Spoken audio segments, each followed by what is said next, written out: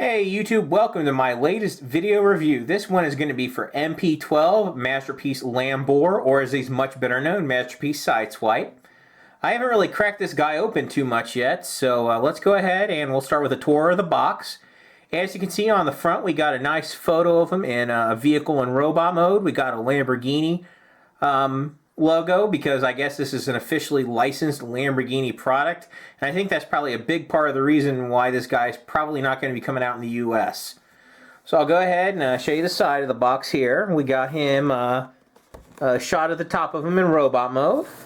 On the back we've got some promo art with MP10 in both vehicle and robot mode, and a vehicle mode just of him on the back. And now here is kind of an issue. The box came this way, kind of really messed up. I paid a lot of money for this figure, and I'm not real pleased with how the box arrived. I got this from TF Source. Now, I'm not sure what their policy is when it comes to boxes. I'm going to get in touch with their customer service and kind of maybe doing a little bit of a addendum here at the end of the video and tell you guys a little bit about my experience.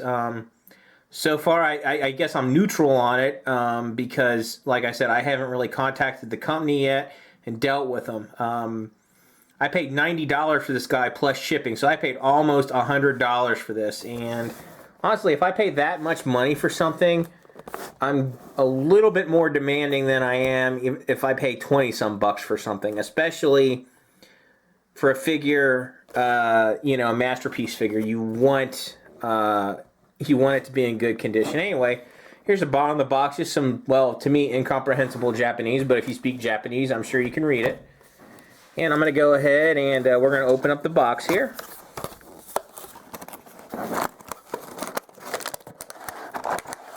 And there he is. He comes packaged on this plastic tray in vehicle mode. Looks like we got a gun and a shoulder cannon, some pile drivers. Comes with some literature here. Let's go ahead and unfold this and see what it looks like.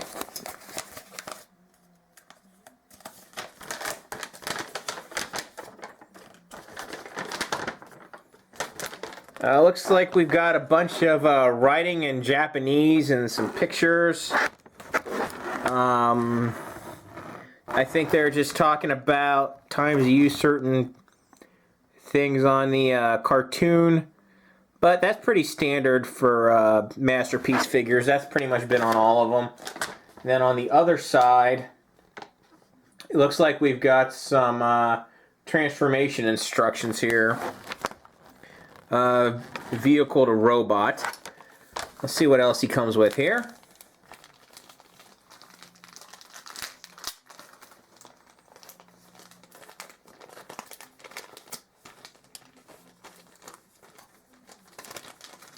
Got the tape stuck. Bear with me here, guys.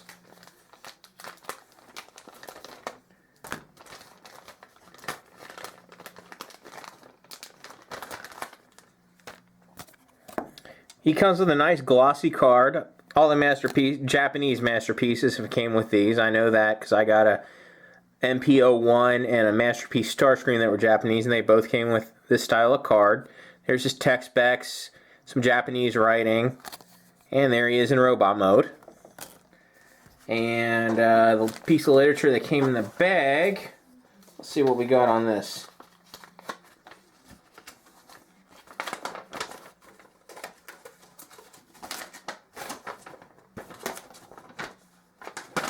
It's the same thing as the first. It's exactly the same thing. I think maybe my box was opened. That would explain why it was in the condition it was in, because I have a two identical sets of instructions here, which is a bit strange.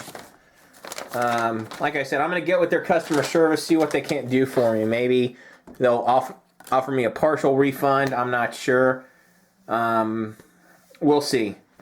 Anyway, I'm going to go ahead and take him out of his little plastic wrap here.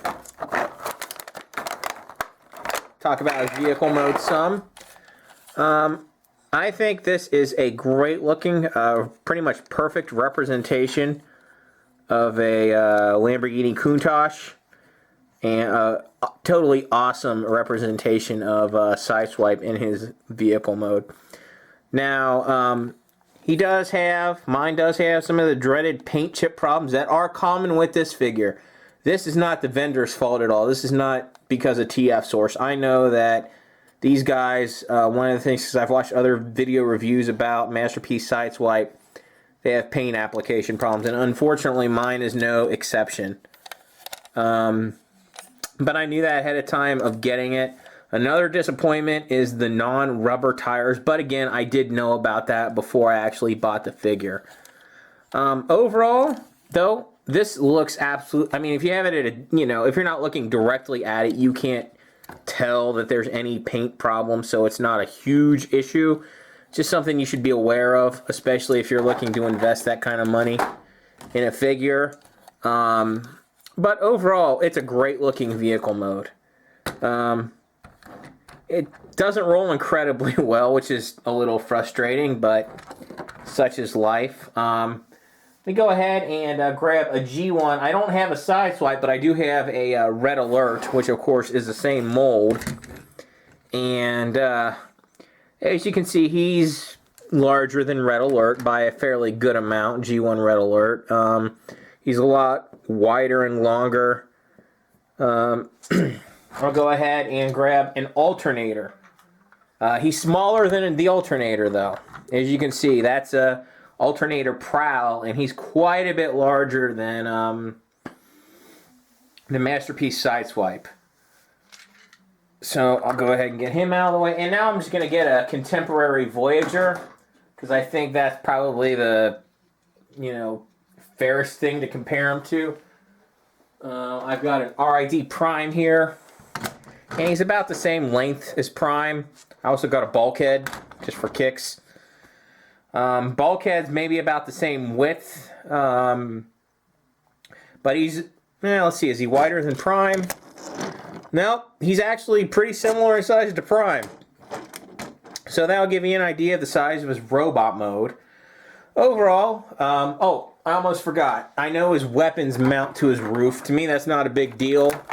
But in case you like that kind of stuff, he's got a little slot here on his roof. And his gun can attach there. And I believe his other gun can attach to this gun, so you can have both guns on the roof. And they sure can.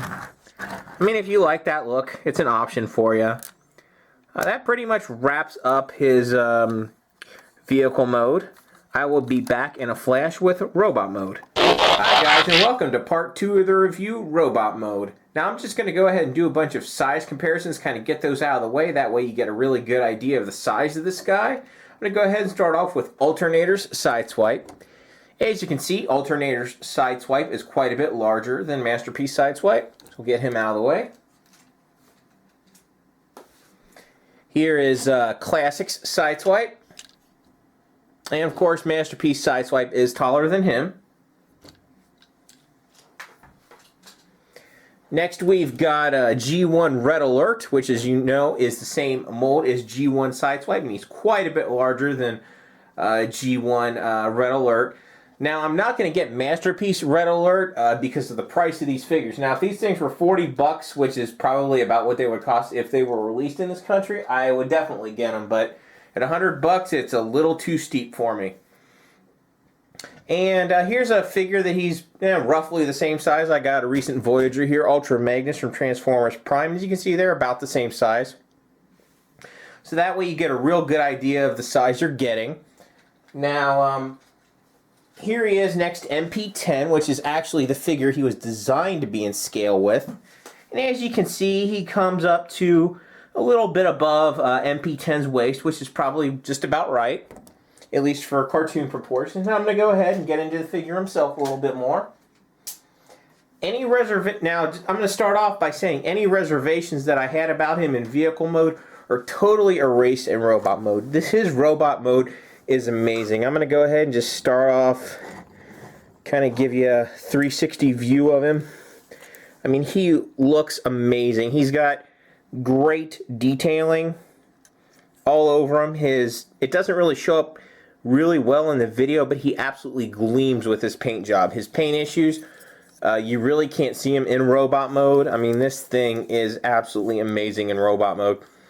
He's got really good articulation, which of course is the norm for Masterpiece. On his feet, they can pivot to each side and go forward and back a little bit. Not a lot of movement, but he still stands real solid. He bends at the knee, at the top of the leg, forward and back, in and out, and it rotates at the top of the leg. He's got a 360 around at the waist, 360 at the top of his arm, 360 rotation there at the, well, right below the, I'm not sure what that part's called, but that rotates 360. Bends at the elbow. He's got his hands, his fingers are not individually articulated, but that's not a big deal. I don't really care about individually articulated fingers. Those could just go out together, and there's a little slot in there for his weapon to slot into, and he holds his gun extremely well. And on his head, he can look up and down a little bit and all the way around.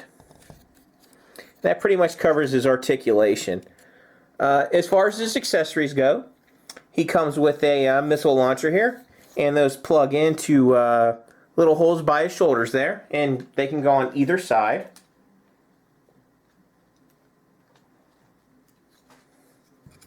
There he is with his shoulder cannon. There he is with his gun.